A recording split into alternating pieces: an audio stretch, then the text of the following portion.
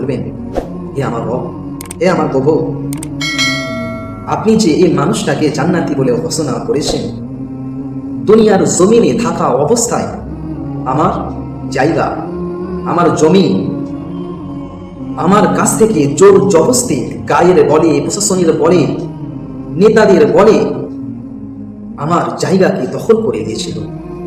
আমি অসহায় ছিলাম, আমার তখন কোনো প্রশাসনের ক্ষমতা ছিল না, আমার কাছে তখন কোনো নেতার ক্ষমতা ছিল না, আমার কাছে তখন কোনো পাওয়ার ছিল না, আমার কেউ পাশে ছিল না। তাই আল্লাহ, আমি দুনিয়ার জমিনে দাঁড়িয়ে অবস্থায় আমি এইটাই বলেছিলাম যে আজকে আমার কেউ নাই, আল্লাহ আপনার কাছে বিচার জানায়, আপনি এর ফাইসালাটা করে দিবেন। তো আল্লাহ পাক, দুনিয়ার জমিনে তো আমি কোনো বিচার পাই না, আজ হাসরের ময়দানে আপনার কাছে বিচার জানিয়েছি, আপনি আমার বিচারটা করে দিন। আপনি আমার দুনিয়ার জমিনে যে জায়গা দখল করেছিল সেই জিনিসটা আমাকে ফিরিয়ে দিন। তখন 5 ওয়াক্ত নামাজি বান্দা, হজ করনে ওয়ালা বান্দা, রোজা রাখনে ওয়ালা বান্দা, নবীর সুন্নত অনুযায়ী চলনে ওয়ালা বান্দা, যিনাকে আল্লাহ পাক জান্নাতি বলে ঘোষণা করে দিয়েছেন, তখন আল্লাহ পাক বলবেন, বান্দা তোমার কাছে এখন কি জায়গা আছে? তোমার কাছে কি এখন কোনো সম্পত্তি আছে? তোমার কাছে কি সম্পত্তির বদলে কোনো অর্থ আছে? অর্থ দিয়ে তুমি এই তোমার ভাইয়ের হকটাকে পরিপূর্ণ করতে পারবে?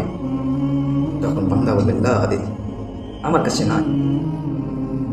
আল্লাহ পাক বলবেন যে বান্দা তুমি সমস্ত হুকুম আহকামকে মেনে চলেছিলে, কিন্তু বান্দা তুমি কি এটা শোনো না? আমি আল্লাহ পাক বলে দিয়েছিলাম হুকুকুল্লাহ হুকুকুল ইবাদ, একটা আমার হক, একটা আমার বান্দার হক।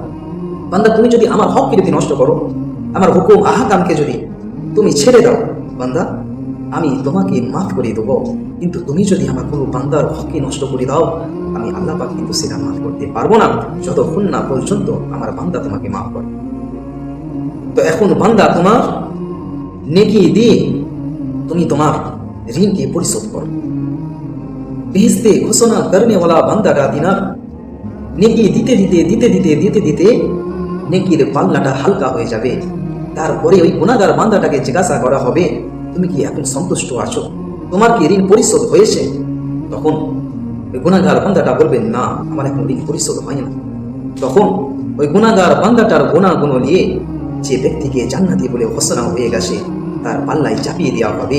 যে ব্যক্তিকে জান্নাতি বলে ঘোষণা করে দেওয়া হয়েছে, ইনার নেকির পরিমাণটা, ইনার নেকির বোঝাটা গুনাহগার ব্যক্তির পাল্লার উপরে চাপানো হবে।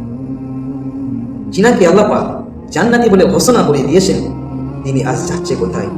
যিনাকে আল্লাহ পাক জাহান্নাম বলে ঘোষণা করে দিয়েছিল, তিনি কোথায় যাচ্ছেন? যিনি জান্নাতের ঘোষণা করে দিয়েছিলেন, তিনি আজ যাচ্ছে জাহান্নামের দিকে।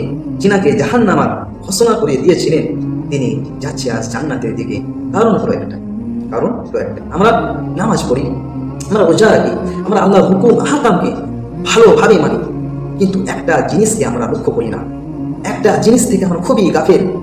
আমরা মানুষের মনে কষ্ট দিতে ভালোবাসি, মানুষের হক নষ্ট করতে ভালোবাসি, আমরা মানুষের সাথে লেনদেনের ব্যাপারটাকে ঠিক রাখতে পারি না। এই জায়গায় কিন্তু আমরা আটকে যাই। আমরা আল্লাহ পাকের হুকুমটা যতটা আমরা মাথায় রেখে চলি, তার থেকে বেশি আমাদেরকে বান্দার হক, হুকুকুল্লাহ হুকুকুল ইবাদ, বান্দার হকের দিকে আমাদের সকলকে বেশি বেশি করে খেয়াল রাখতে হবে। বান্দার হকের দিকে আমাদেরকে সকলকে বেশি বেশি করে খেয়াল রাখা জরুরি। কারণ আল্লাহ পাক তিনার হুকুমকে মাফ করে দিবেন। তিনার হুকুম নামাজ, রোজা, হজ, যাকাত ইত্যাদি যেগুলো তিনি আদেশ করেছেন যে এইগুলো বান্দা করলে তোমার গুনাহ হবে, তোমার শাস্তি হবে, সেইগুলো যদি আমাদের ক্ষেত্রে হয়ে যায়, তো আমরা তওবা করলে, তোমার কাছে কাটা করলে আল্লাহ পাক রহমান রহিম মাফ করে দিবেন। কিন্তু আমরা যদি বান্দার হককে যদি নষ্ট করি, সেটা কিন্তু না।